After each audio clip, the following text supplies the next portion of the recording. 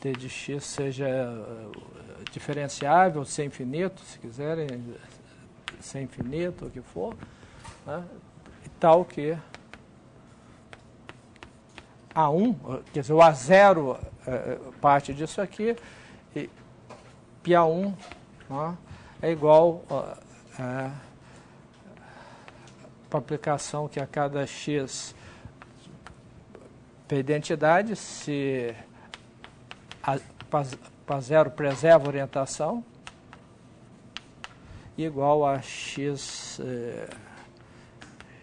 x1, xn vai em menos x1, x2, xn se inverte. Quer dizer, em outras palavras, dois isomorfismos que preservam a orientação, eles são homotópicos, né? Você tem uma homotopia entre eles, através de isomorfismos, e se eles invertem a orientação, também são homotópicos. Né?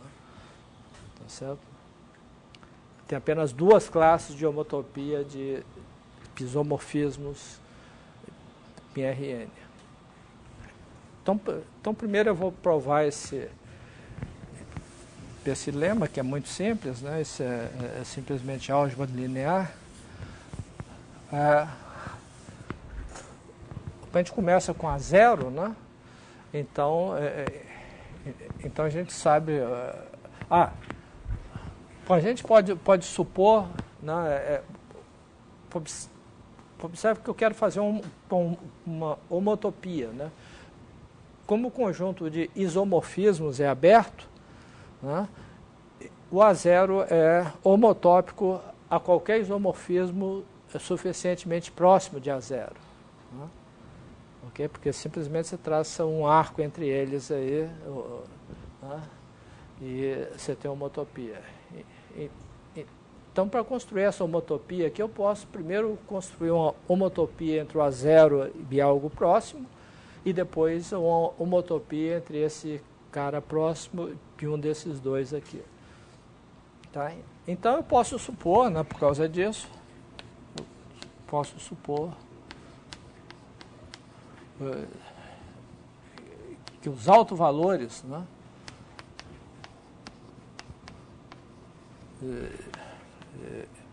de A0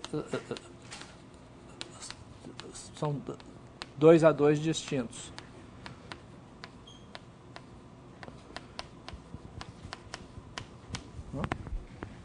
Quer dizer, os autovalores de A0, porque perto de A0, arbitrariamente perto de A0, tem isomorfismo com essa propriedade. Então, eu ligo A0 a esse cara e depois continuo através desse. Então, eu já posso supor que o próprio A0 tem valores distintos. Né?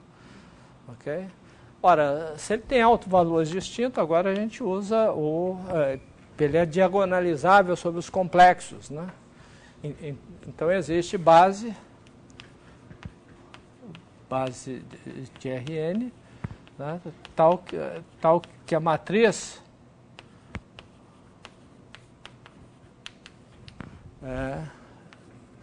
de A0 nessa base é constituída, né, de blocos na diagonal, né, do tipo R cosseno θ menos seno θ, cosseno θ, né?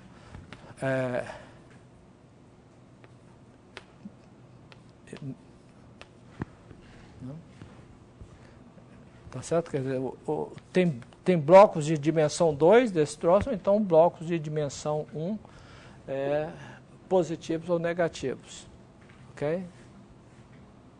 Tá? Então a gente olha para essa base e que agora nós vamos fazer uma homotopia nessa base. Vamos tomar uma família, um parâmetro de matrizes, e para essa família a gente toma da seguinte maneira: a gente quer que t igual a zero seja isso aqui, a gente, por exemplo, multiplica r por 1 menos t, para t igual a zero a gente tem r, isso aqui a gente leva para cosseno de 1 menos t, θ, menos seno de 1 menos t,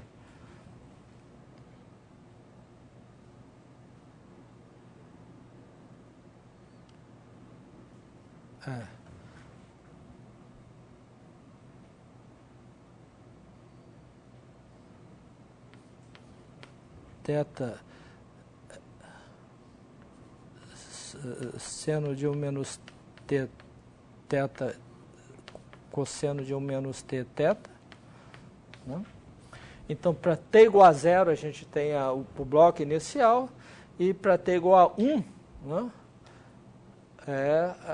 A gente tem a identidade aqui. Né? Okay? Esses blocos aqui, a gente 1 menos t, Mi2 mais t, t igual a 0 dá o Mi2, t igual a 1 dá 1, né? E esse outro a gente deforma da mesma forma, né? Menos θ2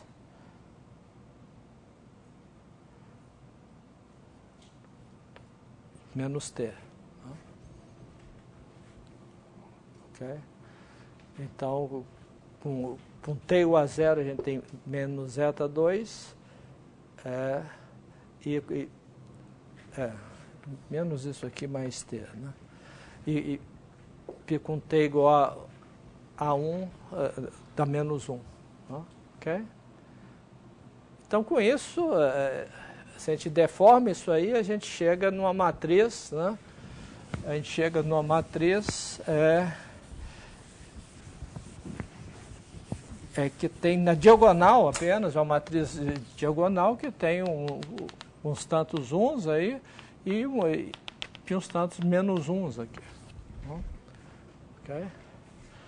Mas esses blocos, essas partes de menos 1, a gente pode colecionar esses caras em blocos 2x2, né? E cada bloco 2x2 a gente pode fazer uma isotopia disso para a identidade, né? A gente escreve menos 1 vezes então, que a gente pega, como é que a gente faz? Cosseno, seno, né? Seno de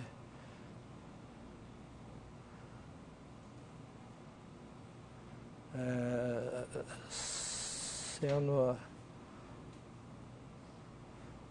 como é que é?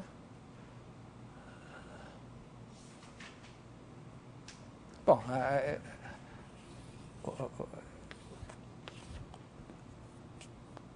por olhar o peso dos complexos, né? A gente tem um número complexo aqui,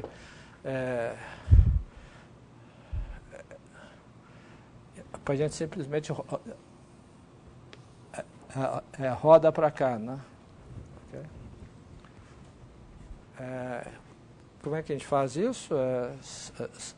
Seno menos 1 é seno de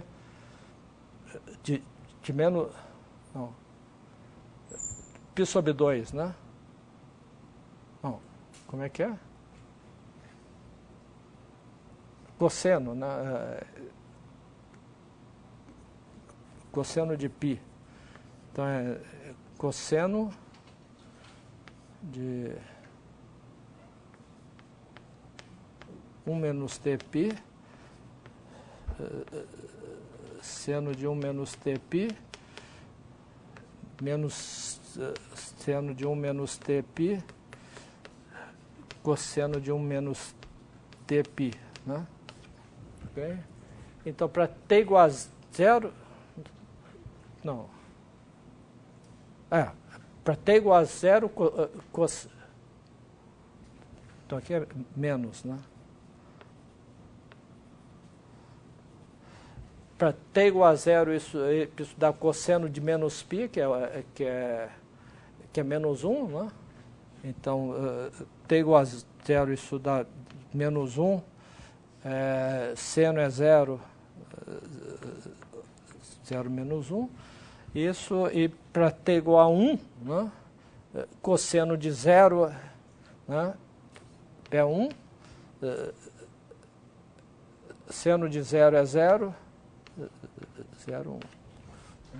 Então, isso aqui, isso leva esse cara continuamente na identidade. Né? Então, a gente faz isso em cada bloco. Então, ou a gente obtém a identidade, ou então tem um número ímpar de menos 1. Então, sobra apenas 1 menos 1. Então, a gente cai nessa situação aqui. Ok? Tá certo? Então, dois isomorfismos que preservam a orientação, eles podem ser conectados por um caminho. Ok? Bom, então eu vou usar isso aqui para estender, para fazer essas extensões aqui. Primeiro eu vou fazer umas homotopias preliminares no F para simplificar o F aí, né? Nessas vizinhanças aí, né? Então,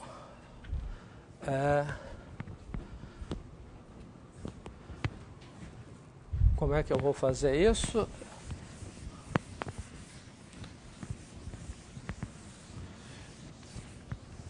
Eu vou definir uma nova função que é homotópica para F, né?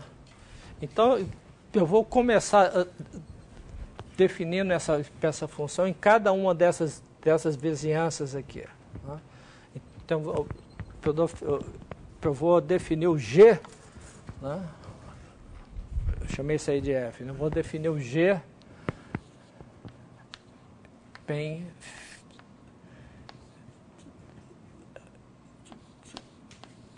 φ do disco de... Como é que eu coloquei isso? De 0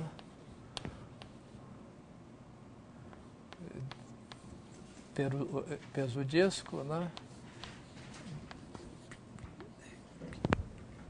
Em SN, né? E também no outro disco, né?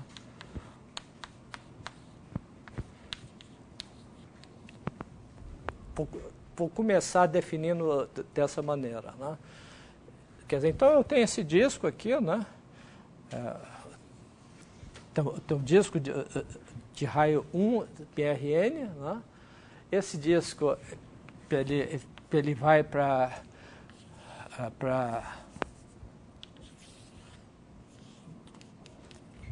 essa vizinhança aqui, pelo φ, né? Ok? E eu quero definir esse cara por F, ele vai aqui e, portanto, a aplicação composta, esse aqui é o F, né? Portanto, a aplicação composta aqui, né? Ele leva para o disco, né? Numa vizinhança do Polo Norte, difeomorficamente. Tá certo? Porque o F leva uma vizinhança desse ponto, uma vizinhança do Polo Norte. Tá certo? Então, eu vou primeiro começar a modificar essa aplicação aqui. E aí eu vou definir o G compondo essa aplicação com φ, né? Ok? Tá?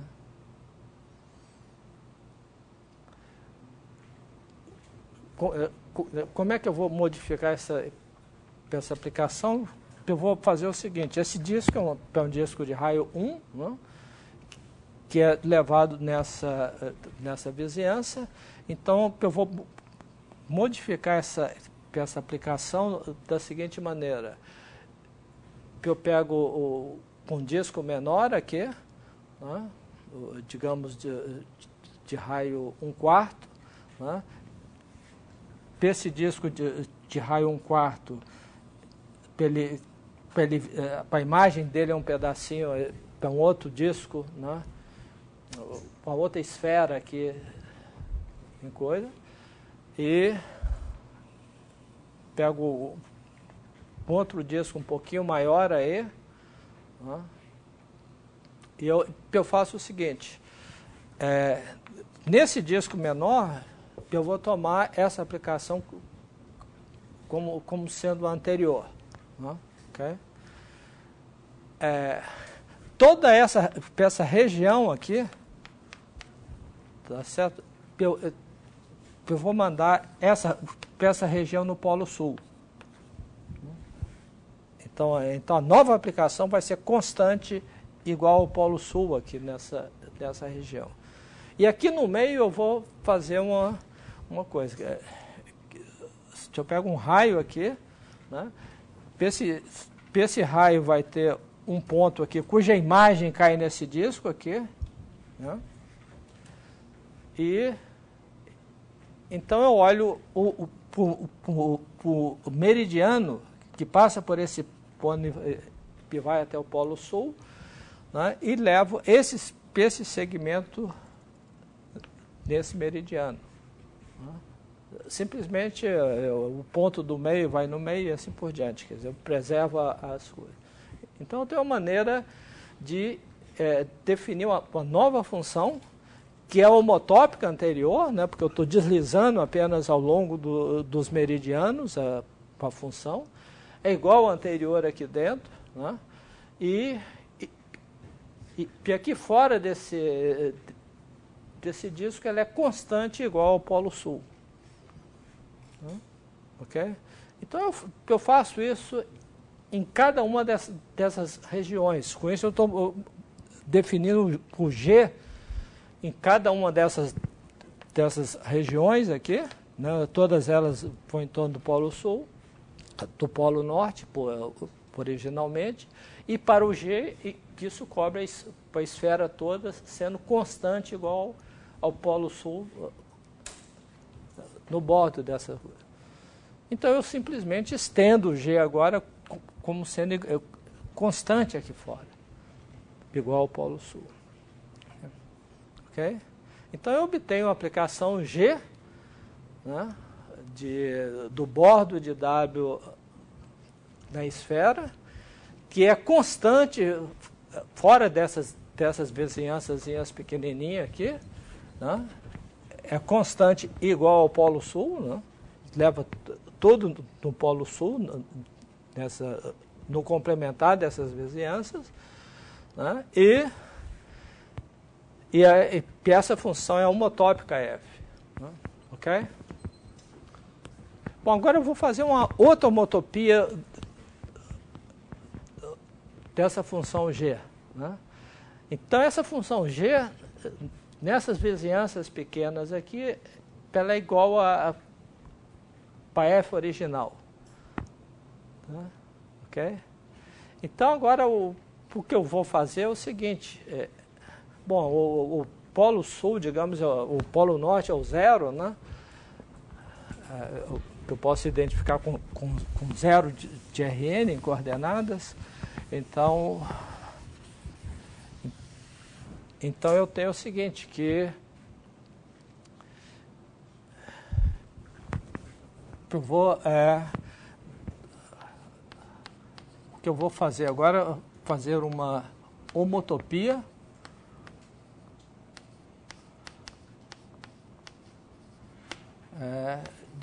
de G, né, para uma aplicação G1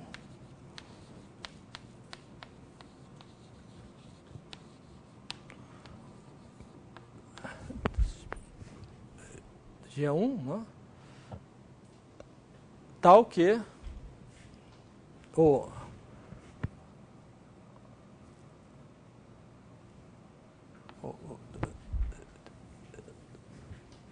G chapéu tal que o seguinte aconteça,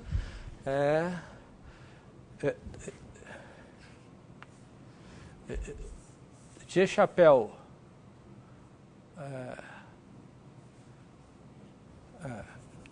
Φ menos 1 composto com G chapéu, né?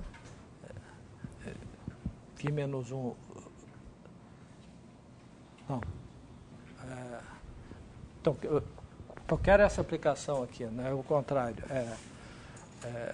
Φ composto com G chapéu, né? Pego Φ e compõe com G chapéu, que a gente sabe que é igual ao polo sul aqui fora, por G, né? Pegou o polo sul aqui fora, então eu quero que isso seja igual a G composto com Φ, se X, digamos, maior ou igual a 1/2, né? Eu não altero nada, né? E igual a derivada de G, se a derivada de G composto com Φ no ponto zero, aplicado a X, se X menor ou igual a 1/4.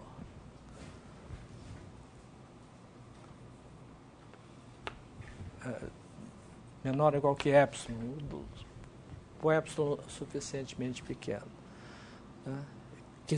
Eu vou fazer uma homotopia dessa função aqui, né? Para outra função que, numa vizinhança de zero, ela é constante igual à sua derivada, né? Okay? Bom, isso aí pensa homotopia é simples, a gente pode, vamos usar outra função aí, né? Digamos que a gente tem uma função de Rn PRN, que é o nosso caso, que leva o PF de 0 igual a 0, que eu estou olhando para essa função aqui, né? Então essa função se escreve, né? PF de x é 0, isso é df de x, df de 0 aplicado a x, mais um resto, né? Okay. Onde esse resto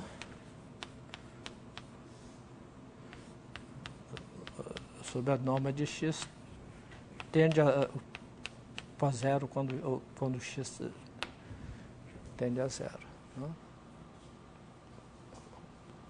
Ok? E então agora eu quero definir uma função que é constante igual a f0, né?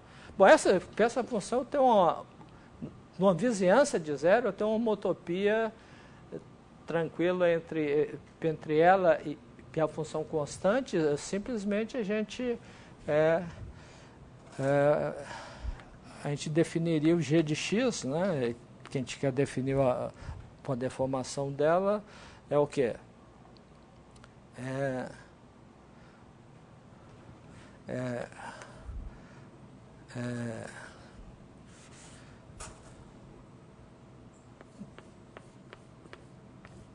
Lambda de x, né? Vezes df0 de x, mais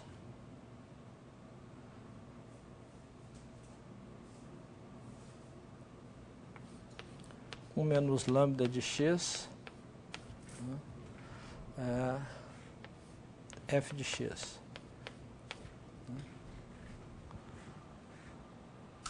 Onde eu quero que esse lambda de x igual a 1, né? Então isso aqui faz se x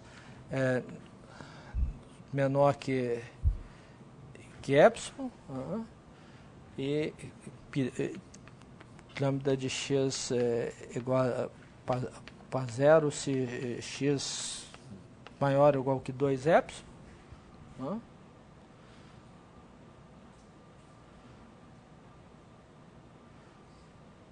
Eu afirmo que isso aqui é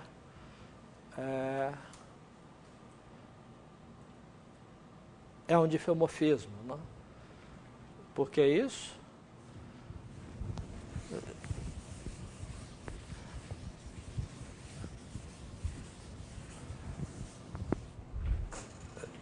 A hipótese aqui é que o DF0 é um isomorfismo, né?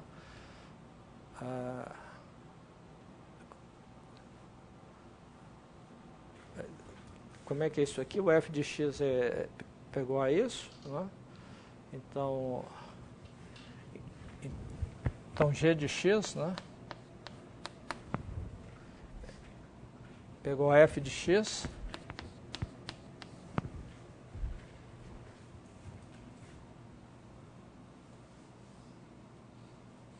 F de x menos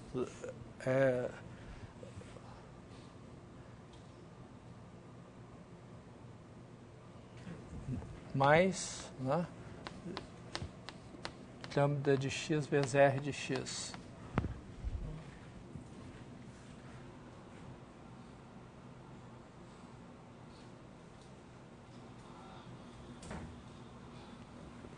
Tá certo?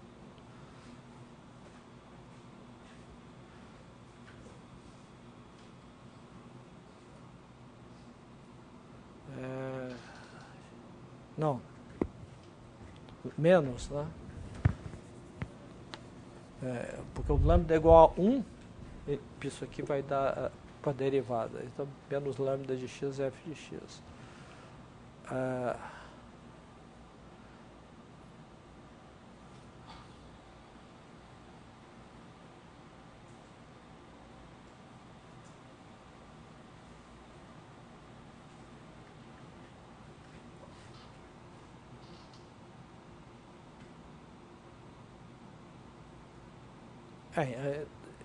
Então, esse G é constantemente igual para a derivada, né, numa vizinhança de zero, é igual para F lá fora, e ela é homotópica F. Né? Por quê? Porque a gente simplesmente pode definir com a família, né, de t de x como sendo...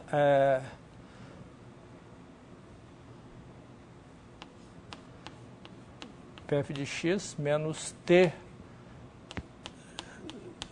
lambda de x r de x. Né? Ok? Para t igual a 0, a gente tem f, para t igual a 1, a gente tem o r de x. Né? Então, a gente pode deformar essa função agora, né, de tal forma que, na vizinhança de cada um desses pontos, ela coincide com a derivada de f nesses pontos, nessas cartas locais. Então, a ideia agora é estender primeiro a função nos arcos aqui. Né? Então, o ponto aqui, né, que esse φ, ele leva essa vizinhança... esse φ do disco aqui, nessa vizinhança, ele preserva a orientação do bordo, né? E dessa vizinhança para cá, né, ela inverte a orientação do bordo, porque a normal do bordo está apontando para dentro aqui e a derivada aqui aponta para fora. Então, ela inverte a orientação aqui e preserva a orientação lá, tá certo? Portanto, essa composta aqui, ela preserva a orientação, e essa outra também preserva a orientação, quer dizer, F composta com essa aqui, preserva a orientação, porque essa aplicação inverte a orientação e o F também inverte. né, e o G também inverte. Né? Então a composta preserva. Então essas duas derivadas nessas coordenadas, elas preservam a orientação. Né? Então existe um arco aqui, então a gente pode estender essa aplicação ao longo do arco, porque a derivada de G nesse ponto preserva a orientação e nesse ponto também preserva a orientação, a gente simplesmente estende ao longo do arco aqui, né? Pegando um arco de isomorfismos ligando esse ponto a esse ponto. Né? Então a gente tem, em toda uma vizinhança aqui, a gente tem uma extensão, né, dessa função que são lineares em cada uma dessas né? Quer dizer, isso aqui vai no Rn, né? E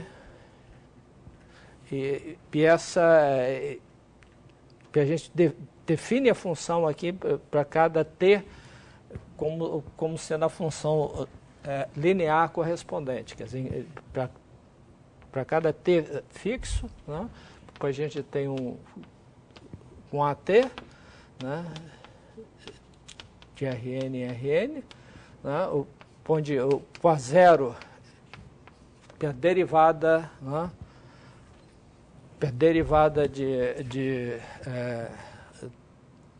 derivada de quê? De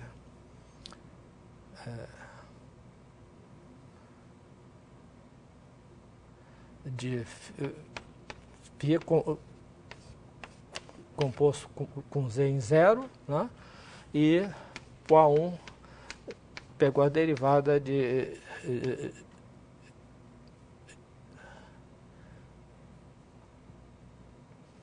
vou chamar de φ0 e φ1, φ0 onde o φj de x é o φi de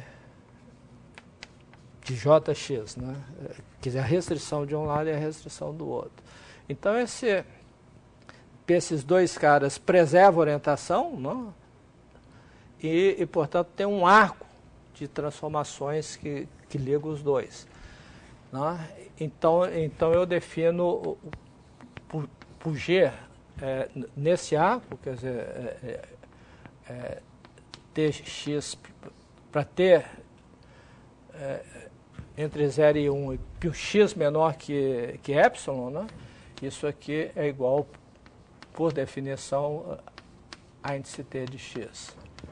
Né? Se x menor ou igual que epsilon. Né? Okay? A gente define aqui então agora a gente quer estender. Então o G agora a gente conseguiu definir num tubo pequeno aqui em torno do zero. Né? A gente define pela aplicação linear. Então agora o que a gente quer fazer é estender para o resto do tubo aqui. Né? Como é que a gente estende essa função? A gente estende da seguinte maneira. Para cada t aqui, né, quer dizer, a gente estende de maneira análoga àquilo que a gente fez antes. Né? Então agora a gente pode olhar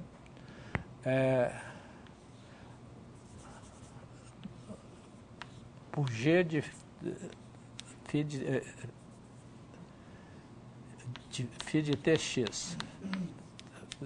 Φ de Tx. Né? Okay. Então, como eu disse, a gente está definindo isso como a índice T de x, se T menor ou igual que epsilon. Ok?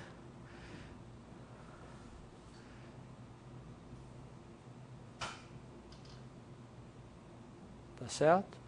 E nós vamos definir como sendo igual ao Polo Sul, né? Se T maior ou igual que 1/2, né? Como estava antes, né? E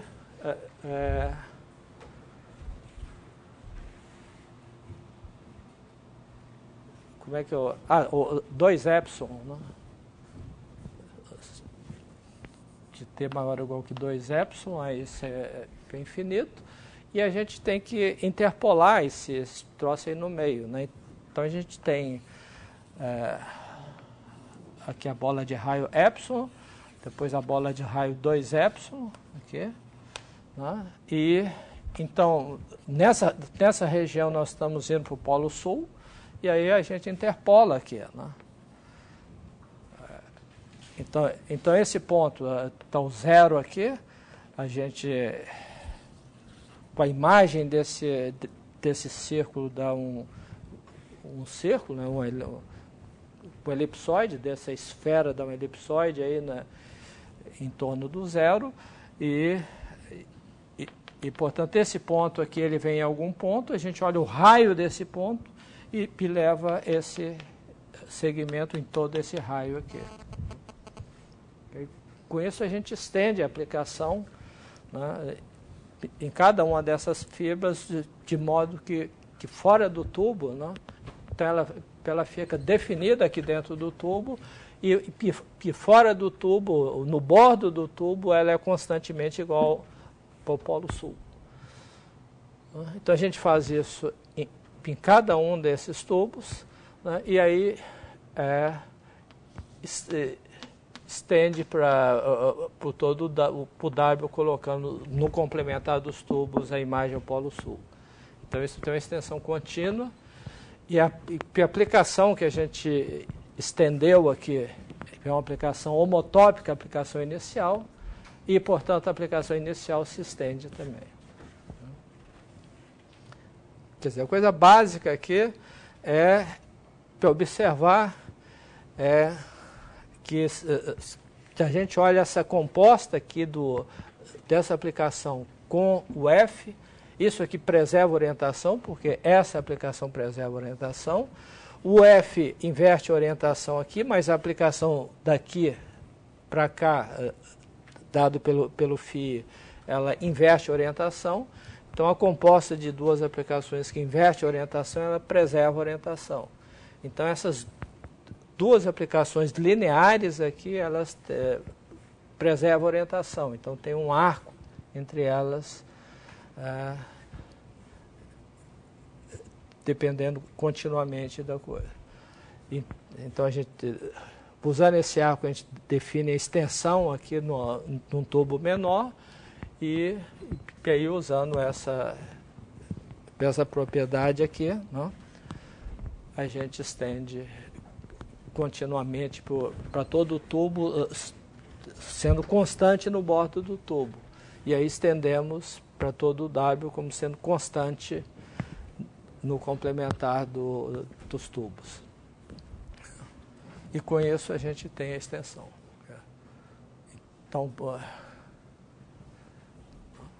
Então a gente tem que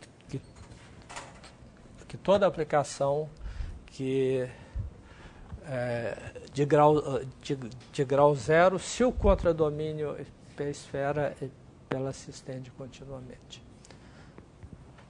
Então, com isso, a gente conclui a demonstração do teorema de Hopf.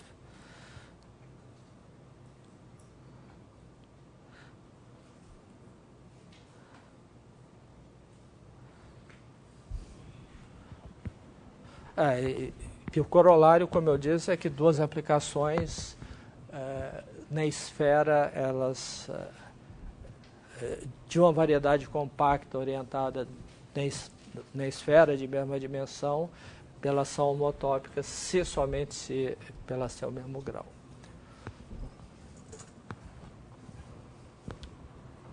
Bom, então esse é um teorema que nós vamos ver daqui a pouco. Tem muitas consequências importantes, né?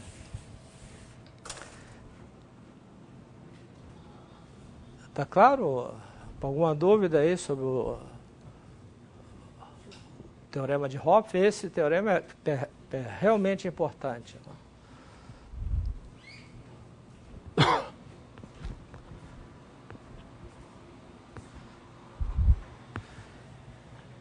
Bom, então o que eu vou fazer agora é algumas aplicações dessa teoria de Grau, né? E eu vou começar definindo, né, a noção de índice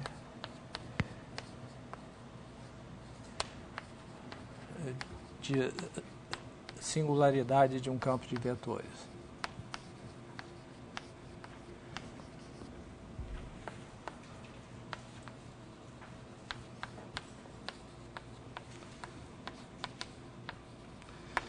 Bom, novamente eu vou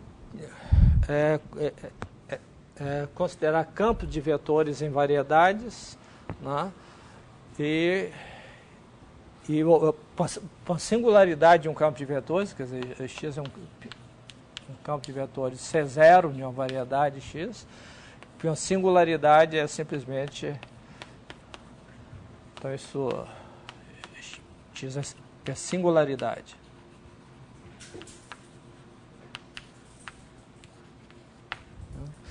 Bom, eu vou considerar aqui apenas campos, campos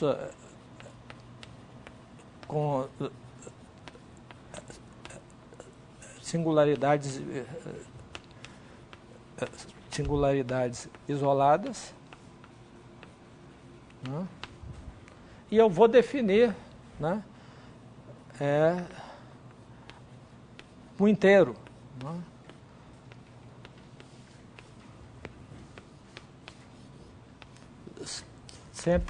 Sempre que x0 é singularidade isolada.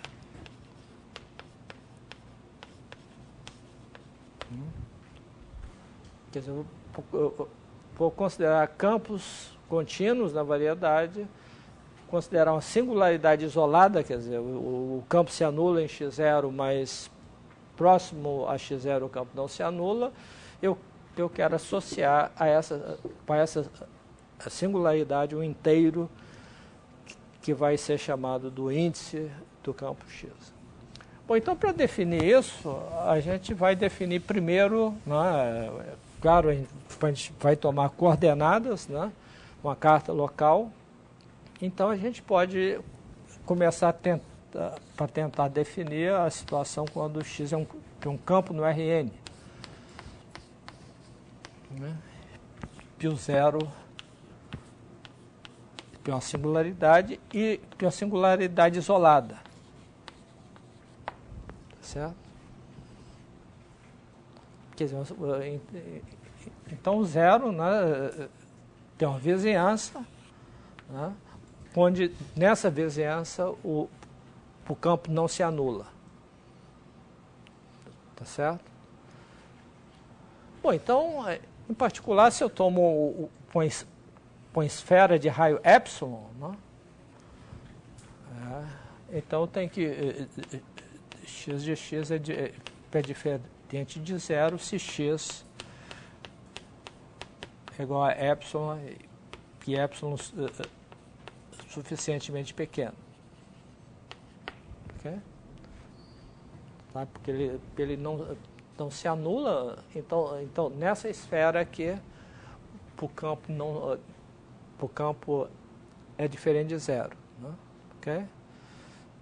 Bom, então eu posso, usando essa propriedade, eu tenho associado esse epsilon aí, eu tenho uma aplicação de Sn-1 em Sn-1, né, que faz o seguinte: eu pego um x da esfera, esse x tem norma 1, né, ok? Então, eu levo do seguinte, eu pego o campo de vetores, então eu multiplico x por epsilon, eu caio na esfera de raio epsilon.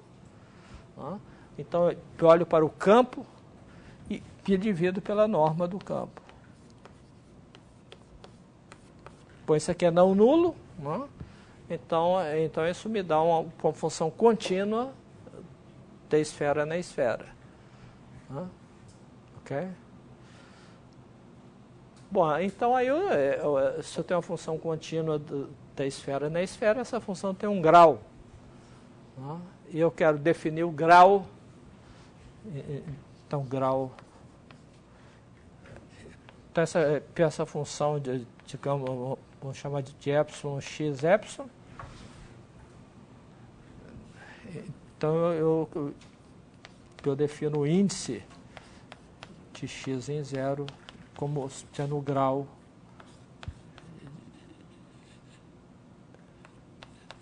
dessa função. Que a priori depende de epsilon também, né? Ok? Mas eu digo que essa função está bem definida, ela não depende de epsilon, basta que o epsilon seja suficientemente pequeno. Por quê? Porque duas funções com epsilon distintos, suficientemente pequenas, elas são homotópicas. Né? Basta fazer a homotopia dos épsilons. Né? Okay? Então elas têm o mesmo grau. Então isso aqui, com isso eu estou definindo para cada singularidade de um campo de vetores em Rn, por enquanto, né? Eu defino o inteiro, que é o grau dessa coisa. Ok? Bom, a gente quer passar essa definição para variedade. Né? Bom, a ideia seria tomar carta local, né? Mas aí a gente tem que provar que isso aqui, que esse número, né, é invariante por mudança de cartas. Tá? Uma maneira mais simples de fazer isso é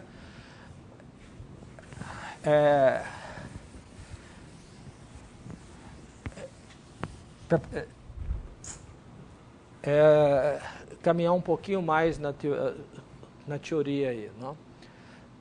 Bom,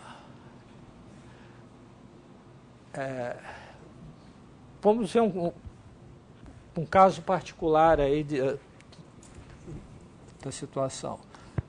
Então, definição, seja f de x, ou x, né?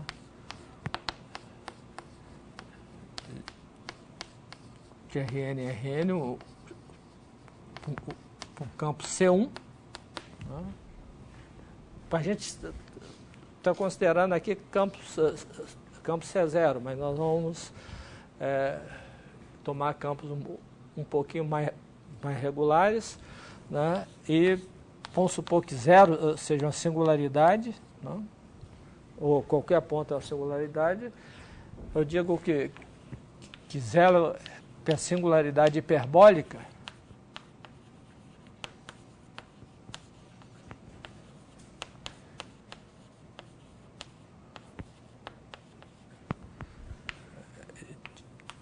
De x ser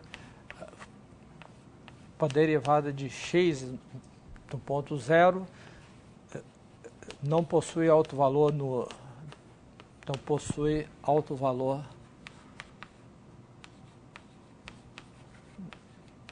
no eixo imaginário.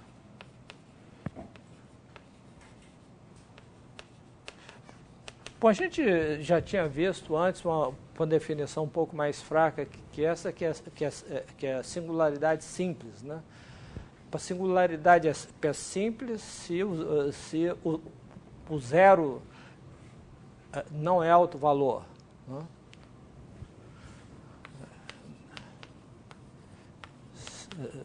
Simples se dx de zero é isomorfismo. Em particular, uma singularidade hiperbólica é simples, né? A gente está evitando alto valor. Okay. Então,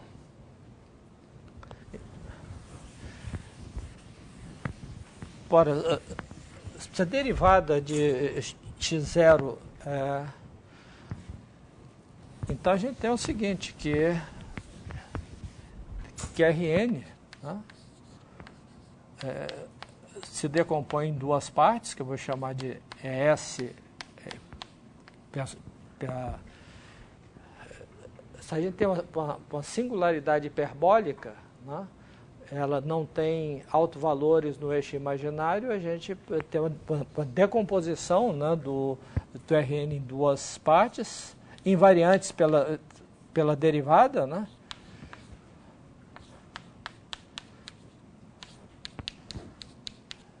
Esse tem uma transformação igual a U. Isso é um isomorfismo que leva o S no S, o EU no EU, e que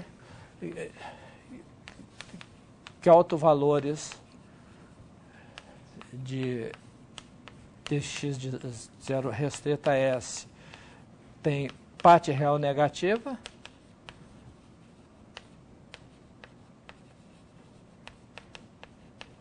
e autovalores de restrita a U tem parte real positiva. Ok? Tá certo? Quer dizer, o espectro se separa em duas partes, a parte real positiva e a parte real negativa, e o espaço total se decompõe como soma direta de dois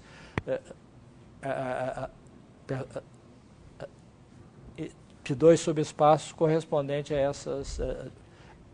essa decomposição do espectro, né?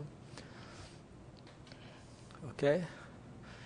Então, a proposição aqui é que a gente pode calcular o índice de uma singularidade hiperbólica. Então, proposição de 0 é singularidade hiperbólica de x. Então, o índice de x em 0 é sempre menos 1 vezes a dimensão de S. Então, o índice de uma singularidade hiperbólica é sempre mais 1 ou menos 1. Isso depende apenas da paridade de S, quer dizer, do número de autovalores com parte real negativa. Okay? Tá certo?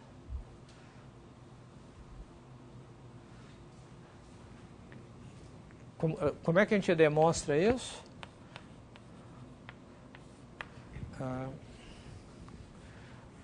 A demonstração é muito simples, né? A primeira coisa, a gente considera o campo linear, o campo linear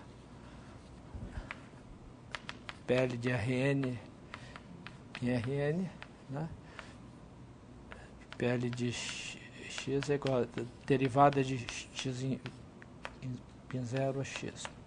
Quer dizer, a parte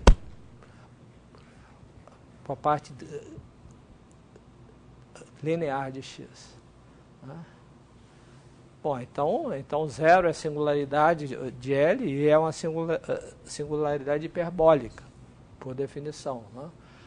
Então, a primeira observação é que o índice de L em 0 é igual ao índice de x em 0. Por quê?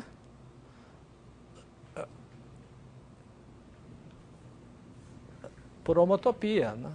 Okay? Porque o x em 0, né? O x, né?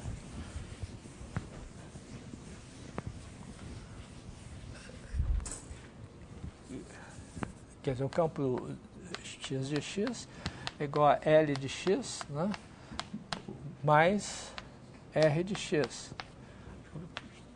Onde R de x, então x tende para 0 quando x tende a coisa. Né? Tá certo?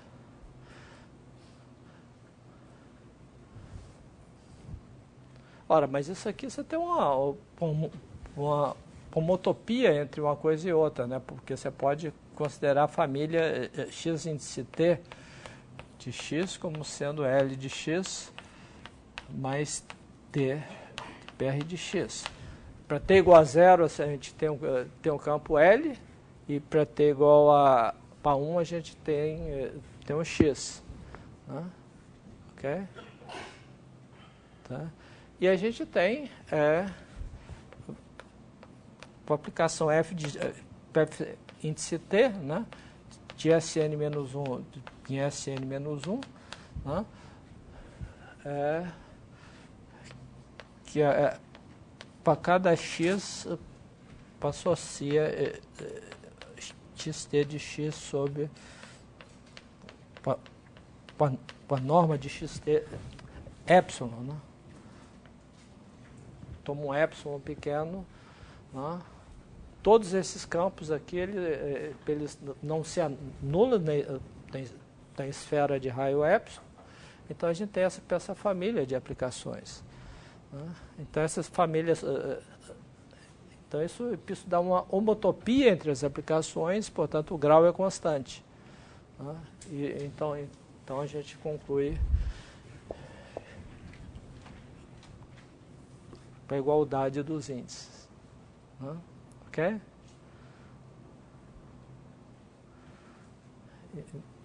Então esses índices são iguais. Agora,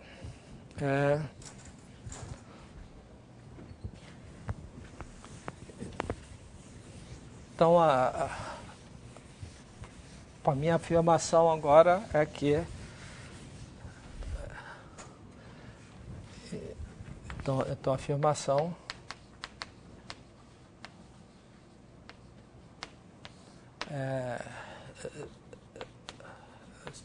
que a dimensão de S é par,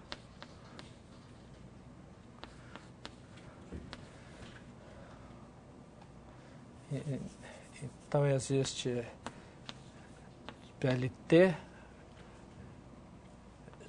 dífios, pisomorfismos, tal que L é igual a L e PL1 é identidade. Okay? E se a dimensão é ímpar,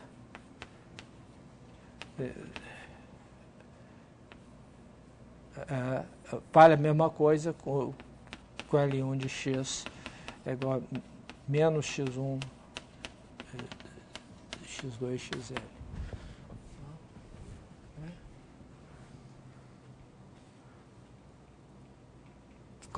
Como é que a gente faz isso? A gente a mesma coisa que a gente fez antes, né? Quer dizer,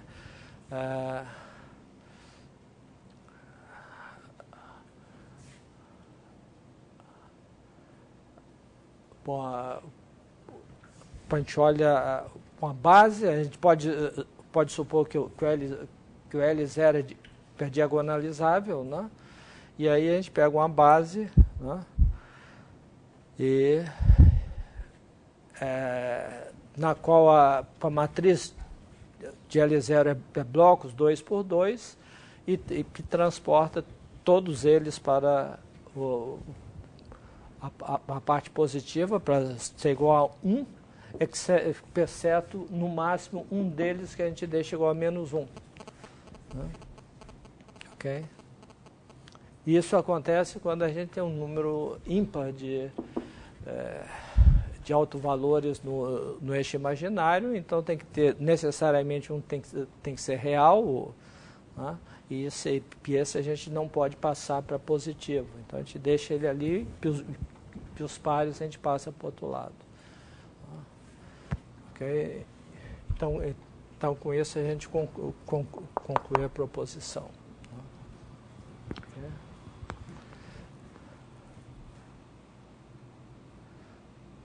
Tá certo? Bom, então no caso de singularidade hiperbólica, a gente tem o seguinte, que o índice é invariante por mudança de coordenadas.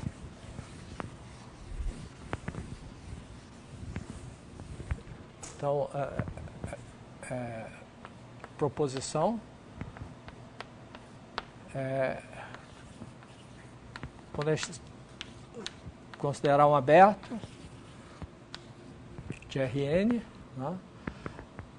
Aqui a gente tem um campo X, aqui a gente tem um campo Y, né? Digamos que Y igual a F estrela de X, não, X é igual a F estrela de Y,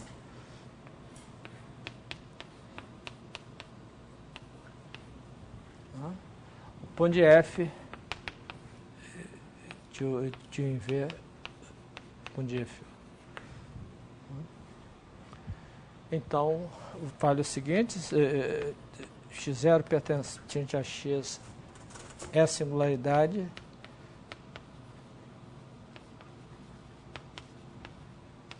hiperbólica de x,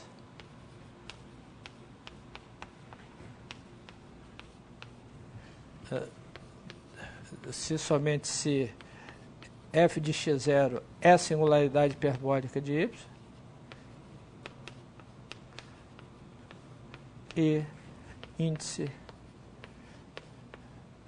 de x em x0 é igual a índice de y em f de x0. Então, a singularidade aqui, outra aqui. Então, isso aqui é a singularidade. Ok? Bom, isso é simplesmente pelo fato, ó, que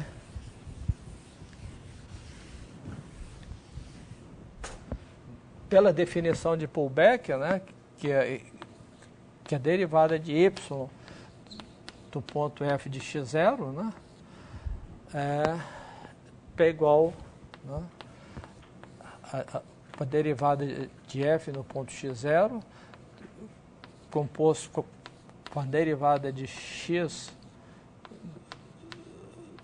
do ponto x0 composto com a derivada de f no ponto x0 para menos 1. Né? Bom, isso vem da definição aqui.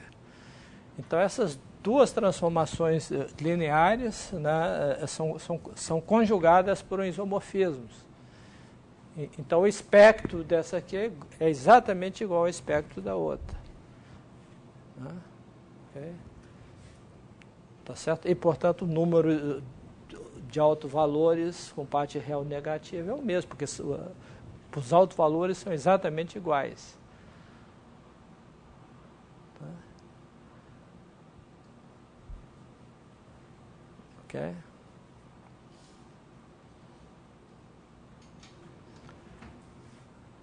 Então, a gente conclui isso aqui.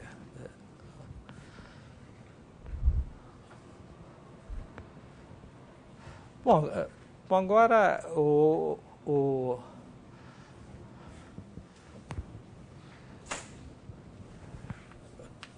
agora a gente tem uma proposição simples aqui, que é o seguinte, vamos pegar o conjunto dos campos de vetores em M, né, e vão considerar o conjunto dos campos X, tais que as singularidades de X são todas hiperbólicas.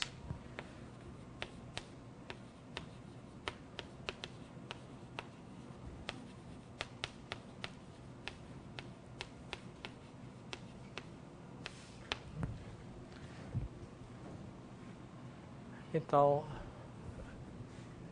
esse conjunto é aberto e denso.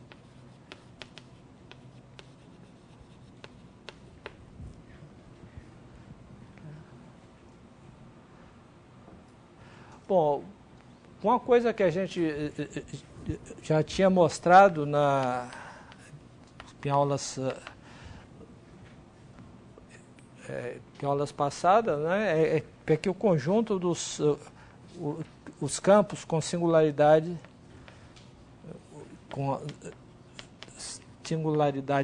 simples e aberto e denso.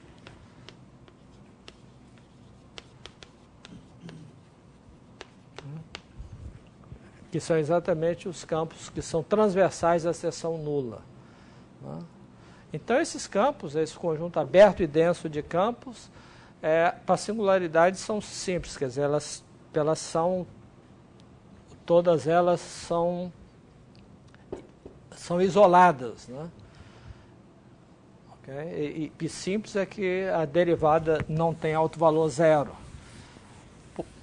Mas então a gente pode localmente aproximar o campo por cada uma delas, simplesmente observando o seguinte: a gente toma carta local,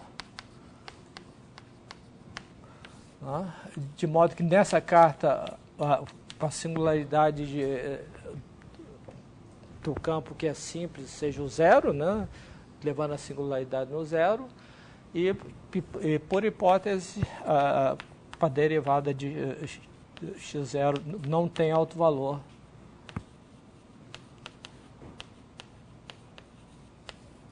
Igual a zero, né? Quer dizer, derivada é um isomorfismo, se a singularidade é simples, né? Okay? Então a gente simplesmente define um novo campo, né? Y de x exatamente o x de x, né, mais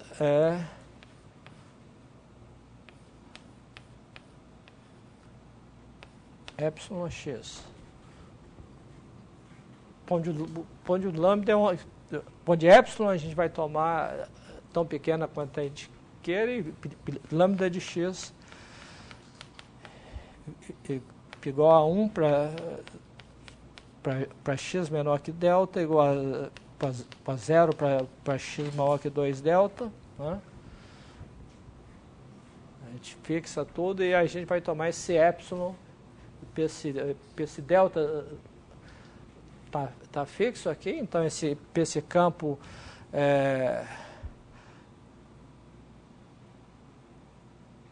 não, é o contrário, né? A gente quer 0 e 1. Então, esse campo é igual para x numa vizinhança. Não, é igual a x lá fora, né?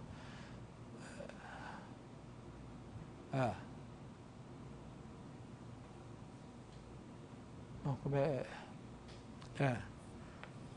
0. Não. Então, para a norma de x maior que 2 delta, esse aqui é 0, portanto o campo é o x lá fora, e a derivada de y no ponto zero é a derivada de x no ponto zero, né, mais epsilon fez a identidade, né, porque isso aqui é igual a 1, uma vizinhança de 0. Então os autovalores, né, são exatamente os autovalores de x mais epsilon. Então, a gente tomando epsilon suficientemente pequeno, a gente tem que isso aqui está arbitrariamente próximo de x, E se o epsilon é suficientemente pequeno, quando a gente translada os autovalores, né, nenhum deles passa ao zero, né, porque a transformação... Olha o espectro aqui, né, a gente tem alguns autovalores aqui. Bom, se a transformação não é hiperbólica, né, ela pode ter autovalores no eixo unitário, no eixo imaginário, mas ela não tem autovalor zero. Né?